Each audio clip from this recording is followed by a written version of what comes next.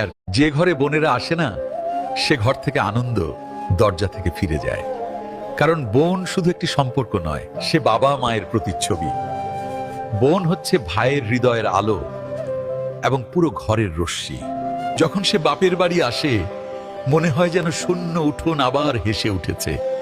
তার হাসিতে বরকত থাকে, তার কথায় শান্তি থাকে এবং তার দোয়ায় এমন শক্তি থাকে যা যে কোনো ঝড়কে থামিয়ে দেওয়া যায়।